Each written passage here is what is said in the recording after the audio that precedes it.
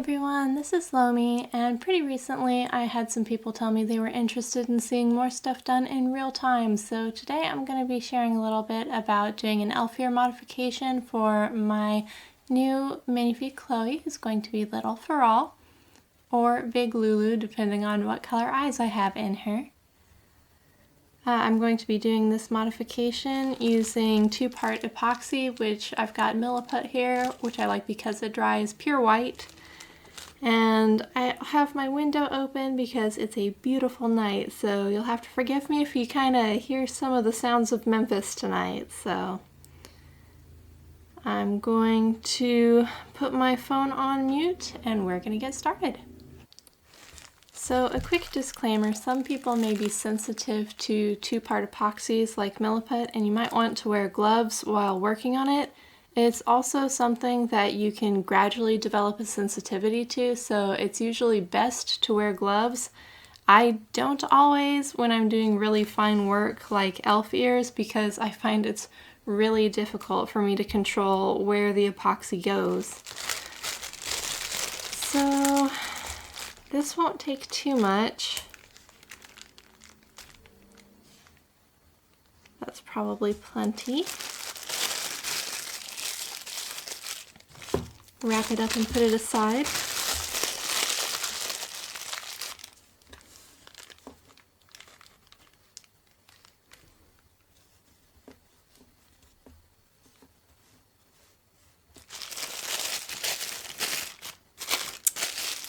That's about the right amount. So I have a few tools handy. While I'm mixing this, I can tell you about what I'll be using. I have some sculpting tools that have a silicone end. That's really good for smoothing and shaping. I have a dental cleaning pick. That's like a scraper end. And this is a dental stimulator. I use these frequently for sculpting because they are cheap and pretty easy to find. The silicone spatula set, it's like 3 pieces in a set, and the other end is a metal ball end for shaping circles. It's like a dotting tool, I guess. I don't use the metal ends for things like this too often, but the silicone ends are really useful for shaping the inside of the ear. I'm going to keep these pretty simple. I don't want them to be too elaborate or fancy. I've done a lot of elf ear modifications and it's probably one of my favorite things to do, but it usually takes at least 2 or 3 days to get it done. So I'll get the shape kind of roughed in tonight, and I probably will work on refining the shape tomorrow, and then maybe Wednesday, this is a Monday, Wednesday I'll probably be able to do most of the sanding and fill in with putty where there's little dents and gaps. So it'll be a process, but I'll take you through all of it. This feels like it's mixed pretty well. It's nice and warm up here in my studio, so the epoxy is nice and soft. Sometimes in cold weather it gets really hard and becomes difficult to manipulate.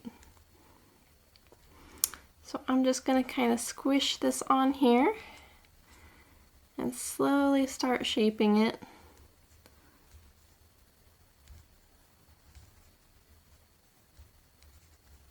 Sometimes it's difficult to get the epoxy to stick,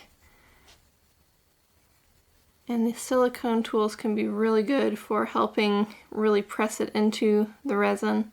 You can also sand the surface of the resin a little bit if you just really absolutely cannot get it to stay on, and sometimes the extra tooth from sanding will help it stay.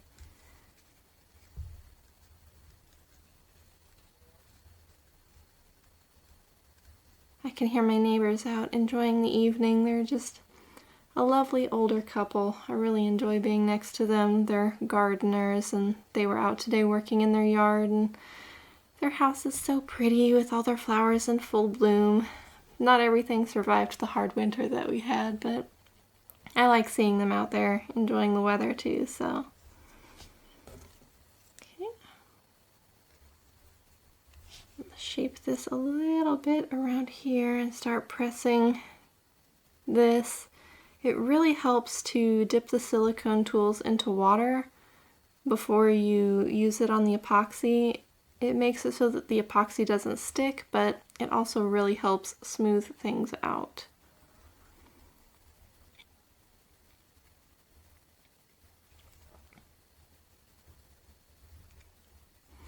And I always start by sculpting pretty thick. So like this is really thick, really heavy here, and I'll end up sanding a lot of this back off to get a fine point. The most important part on night one is just making sure that the epoxy really adheres well and that it sticks to the surface and has a fairly smooth joining to the doll's head. All the rest of the shaping comes later. Some people can do it in just one sitting. I'm not one of those people. I like to have a lot of time to fine-tune and make little adjustments, so I try to break it up a little at a time.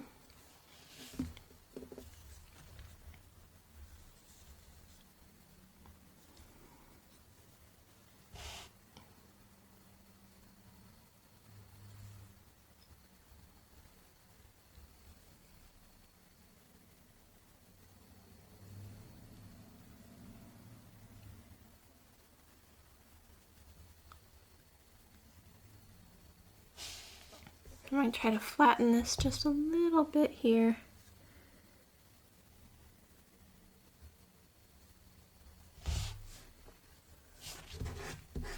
I've got a paper towel handy to wipe my tools or my fingers on as needed.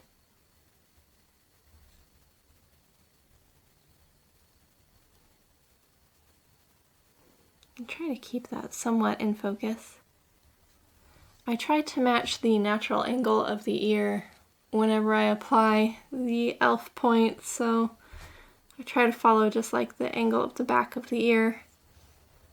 Right there. And a lot of this here is going to get sanded off later.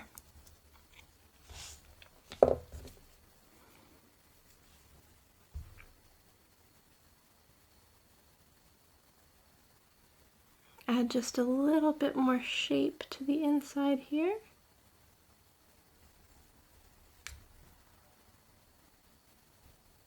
I'm going to keep these very simple. And you can see I'm kind of scraping like from the point toward the face, and that's so I can work on filling in the gap where the helix is.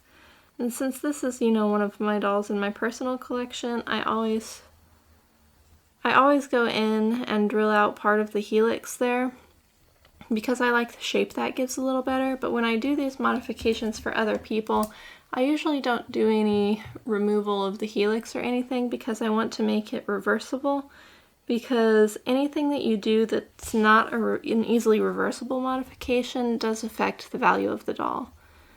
My dolls don't go anywhere usually. It's very rare for me to sell a doll. I think since I've started my channel, I've only sold 2. And one of them was one that I bought for my hybrid project with Ryland that ended up not working out. So my dolls come here and they pretty much stay, so I don't really worry about doing things that can't be changed. Pretty much everything can be undone or redone or reversed, but not everybody is confident in their ability to do that, so just preserving the integrity of the original sculpt is just a nice thing to do for commissioners, I think.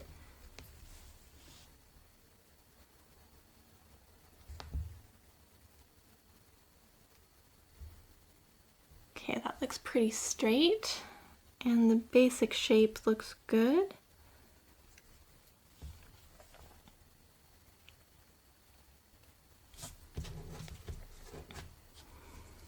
So I'll start roughing in the next ear.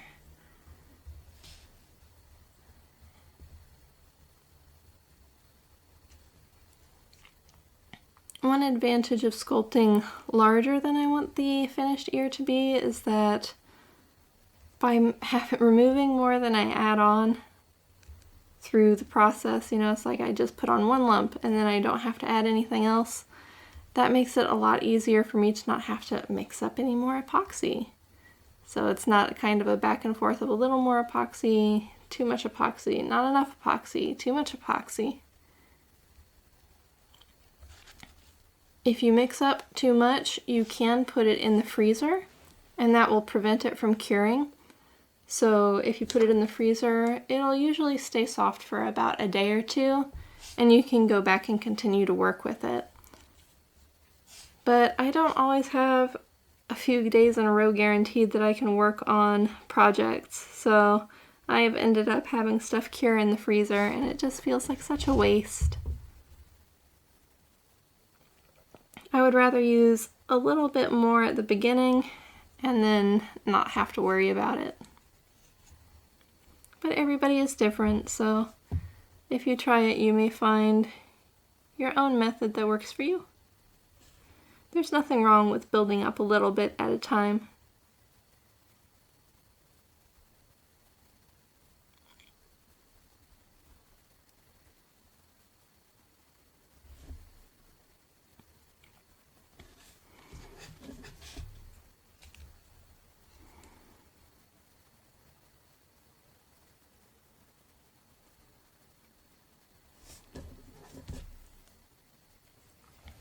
And of course, I don't think I mentioned, but I do have a jar of water off to the side here that I dip my tools in before each thing I do.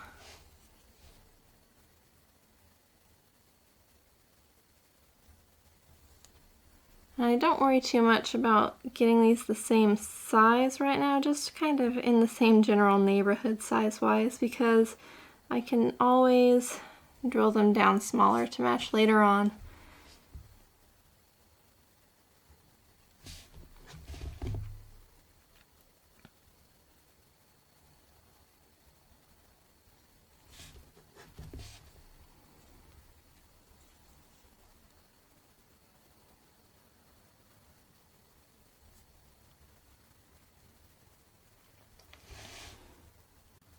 It's always interesting how you see the asymmetry of a doll's face whenever you're doing something like this. When I have her head tilted so that her ears are straight, her face looks crooked. If her face is straight, then you can see one of her ears is placed much farther down than the other. It's always nice to see the little irregularities in sculpts that have been made by hand.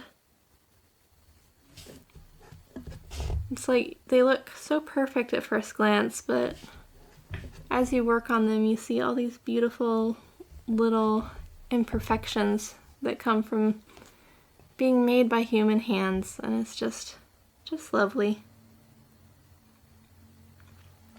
I enjoy being able to do 3D sculpting for my own dolls because it saves so much wear and tear on my hands. It makes it easier for me physically. But there's a lot of charm that comes from the natural asymmetry that comes with traditional sculpting.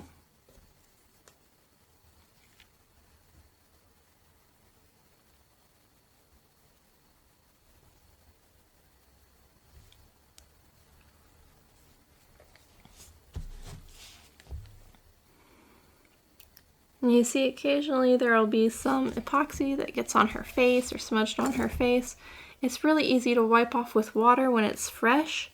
If it starts to dry, it can be wiped off with acetone, which must be used carefully on dolls, but can be used to clean up without causing damage, as long as you're careful.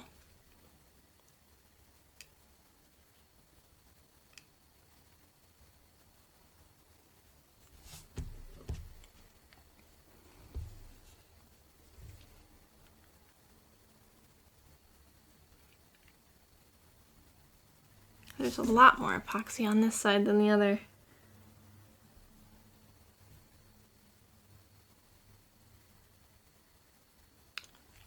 It's like I am trying to fill in the helix, but not quite that much. this one. This is really small. The nice thing about like this dental stimulator is that it can really get into these narrow crevices.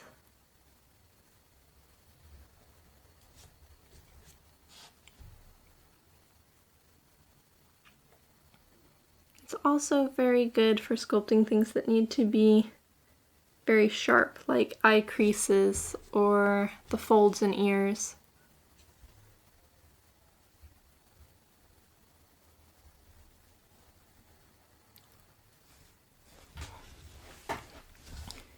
I'd like to get her a sleeping faceplate eventually too, or a sleeping head. I guess this size doesn't use faceplates, unlike almost all the others.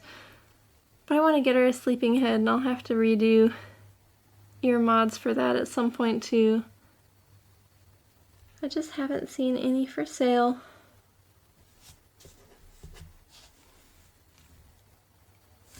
I'll find one eventually, and the benefit of enjoying working on dolls is that I can get pretty much any color and match it to this with my airbrush, and I don't mind buying dolls with damage because I love to bring them home and fix them up.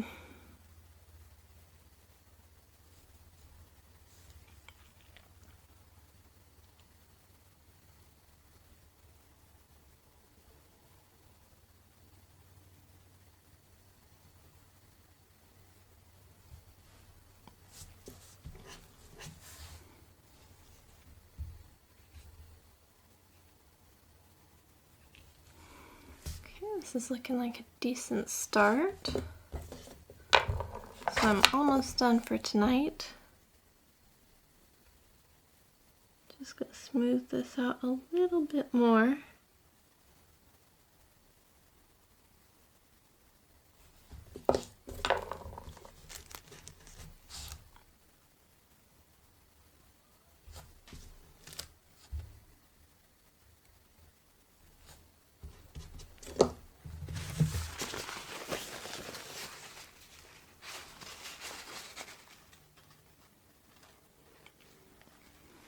Clean off the excess water. Alright, and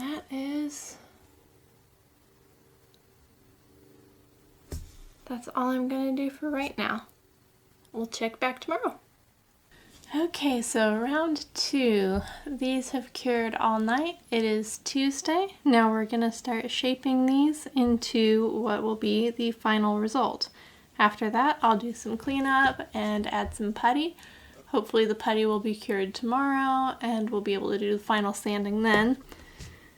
So for this, sometimes I use my Dremel, and I've got my box of bits here for sanding and shaping in case I need it, but I'm going to try to do as much as I can by hand. I've got some X-Acto blades handy, and then I've got a whole bunch of sanding tools. I've got sanding twigs. There's another Dremel bit. I've got like a nail file. Here are my X-Acto files. These come with a wooden handle, but I honestly find it easier to control them just holding the shaft, even though it's really small. The handle makes it so much longer. I'm holding it way down here, and I feel like I don't have as much control as if I hold it up here. And then there's varying grits of sandpaper. Like here, this is like a 150, I think. And then this is a 240 sanding sponge. This is a 320, and this is 600. So I've got another 600 over here as well. I think this is also a nope, this is a 320. But I can only do so much and talk about it because I'm going to have to put on my respirator at some point when I start the sanding. I'm going to start using the X-Acto blades to shape things a little bit. I'm also going to use a pencil and measure out the shape and size of the ears. But once I get to the sanding part, I'll be putting on my respirator and I won't be able to talk anymore. So let's see. So here I've got a sewing gauge. A regular ruler is also fine, but I like using the sewing gauge because it makes it really easy to see the distance from the doll's head to the tip of the ear. And that lets me make sure that the ears are uniform in size from one to the other. This one is a little bit longer, so I can work on filing that down just a little bit. I'm going to take that shape down. Other than that, they're pretty good.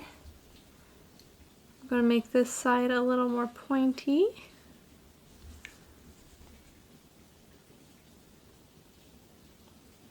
And I also have a ledge on this one that I'm going to be taking out. I'm going to start with the X-Acto blade and we'll see how much I can do. Just shaving off a little bit at a time. I'll probably have to use my Dremel to do a lot of the thinning work toward the tip, but here it's really narrow and it's hard to get into. So here I try to use the knives and sandpaper and do a lot of it by hand, just so that I'm not at risk of hitting the doll's head with the Dremel bits. I have had Dremel bits jump and break before and hit dolls' faces, and it's heartbreaking. I recently had that happen on a commission. I was drilling and the bits broke and hit the doll right in the face and scratched her cheek, and I was able to cover it up pretty well with putty and blushing, but I was still really sad that it happened. But anytime you do modifications, there's always a risk for something like that to happen. And I think most people who get modifications on dolls done, they know that there's always a risk for equipment malfunction. But it doesn't make it any less unfortunate that it happens. So this, I'm just thinning it down a little at a time to make it as uniform against the back of the ear as I can, because that saves me a lot of effort in sanding. And with the way my hands are, anything I can do to spare myself sanding is a huge help. This does not really generate any dust since it makes just these big curls of epoxy that's coming off. So I don't need my mask just yet.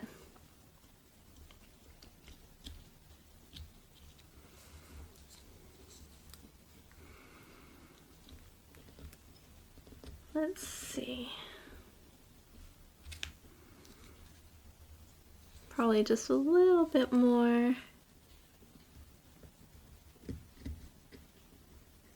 And these blades, of course, are very, very sharp, so I try to be as careful as possible when working with them so that I don't injure myself either.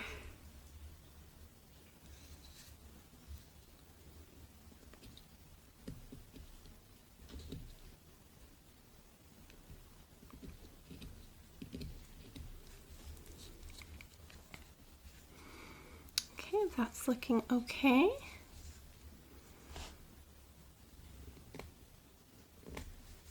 See if I can shave off some of this. It's difficult to go that direction, so that may be a job for the Dremel as well.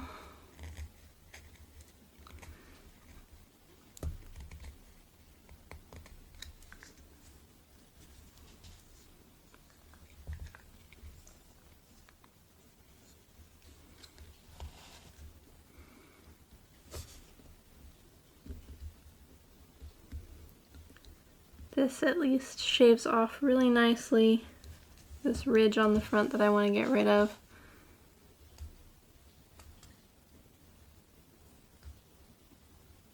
Just a little bit at a time. Patience is really important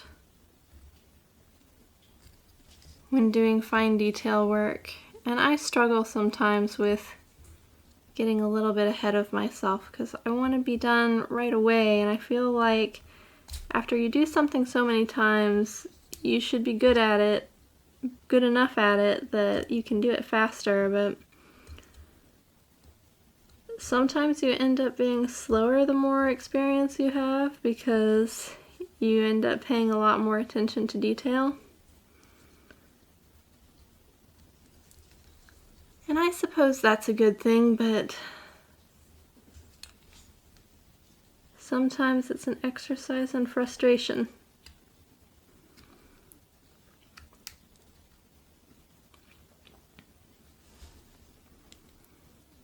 The better you get at it, the higher standards you have.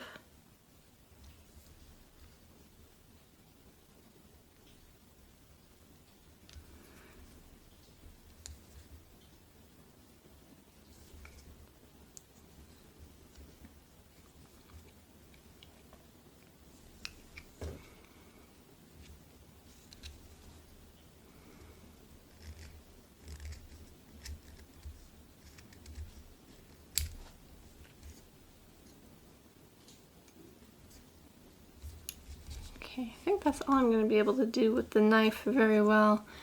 So it's going to be time to switch to sanding. Magnets are catching the files. That's always funny.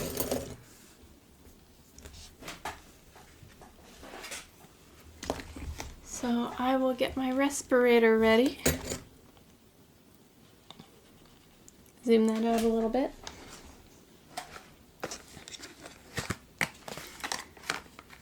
I keep my cartridges in airtight containers because that really extends the lifespan of them.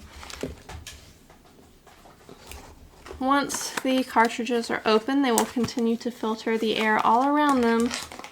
And if you keep them in an airtight container where they can't do that, it means you spend a lot less money on new cartridges. I haven't used it in a while, but I'm going to be using my cordless Dremel. I think the battery on it may be going bad because I feel like it doesn't hardly hold a charge.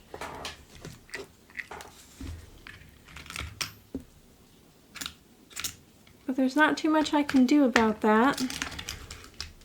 It's old. I've had it since I did my very first doll modification, so it has been a hot minute.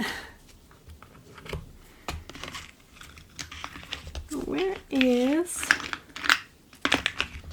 the screw-on cap?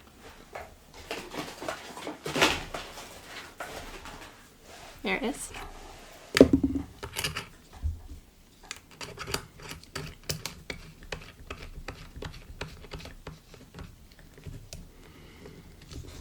Alright, so this is a sanding burr, or a sanding barrel rather, and I'm going to use this to do the brunt of the thinning work on the edge of the ear and to shape the tips a little bit better.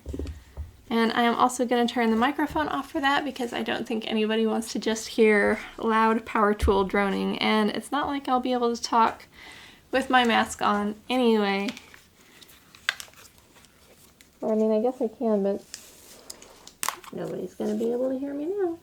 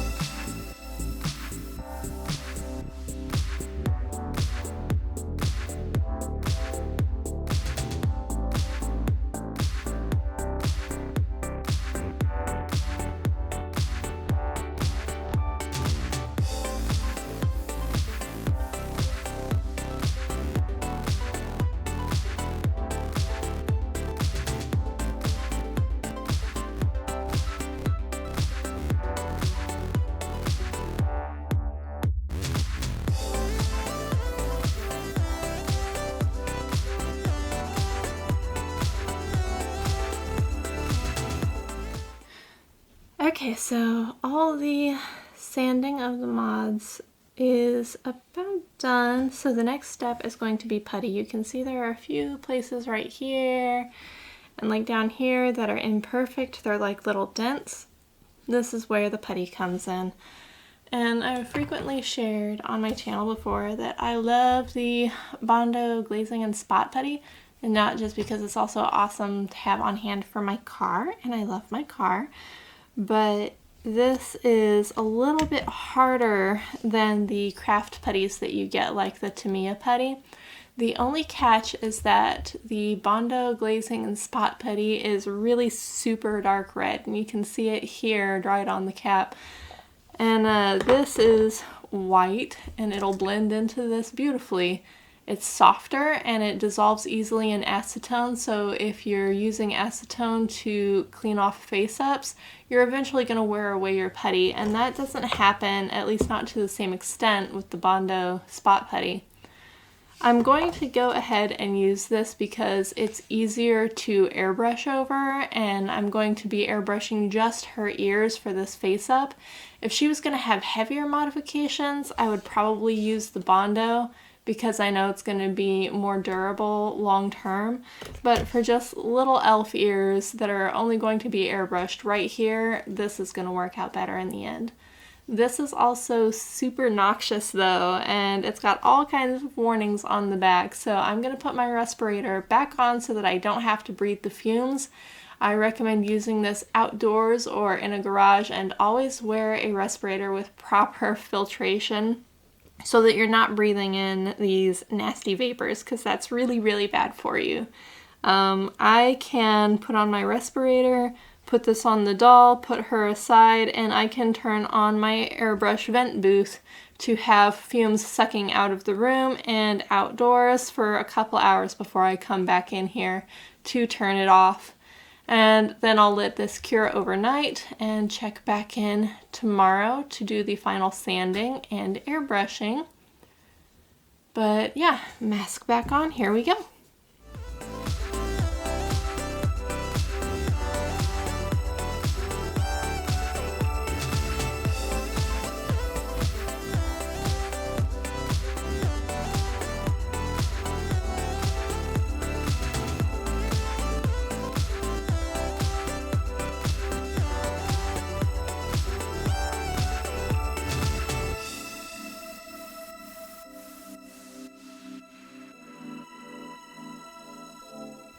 Okay, final night. This is Wednesday, round 3, and I was going to try to do the airbrushing on these modifications tonight, but I totally forgot to fill my tank compressor, and my daughter Evie is already in bed, so it would be way too loud for me to do that. So I'm just going to save the airbrushing for whenever I do her face up. Tonight, all that has to be done is sanding off the excess putty from filling in all the little uneven spots on her ears. So I'm gonna put on my respirator and we'll have at it.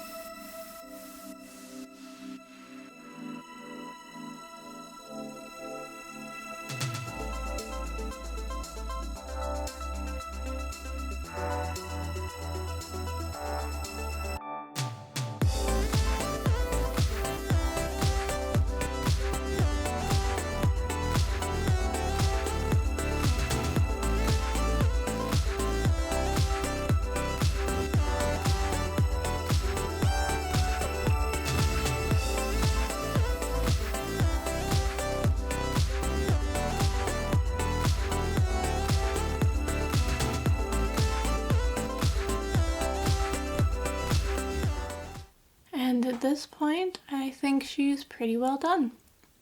The ears are as smooth as I can get them. So if there are any remaining imperfections, I'll probably just have to live with them. I don't see any bumps or dents, but we'll see how it looks once I get the paint on. I got the backs pretty smooth too, and overall I'm pretty happy with the shape, and the taper of the ears is really cute. So overall I think this project turned out pretty well, and it's not really all that time consuming, it's just a lot of attention to detail. And I feel like every time I do one, it's a little bit different because every time I pick up the tools, I'm working on a different doll, and every sculpt is going to have different needs, from the amount of epoxy you use to how much sanding it's going to take, and also what shape of files you're going to need to get the delicate shapes like the little ear ridge, the extension of the helix there. But yeah, that's all I'm doing to this one, so that's it for this time, and if you have any questions or anything, you can leave them in a comment below, and I will do my best to get back to you. Thanks for watching. Bye.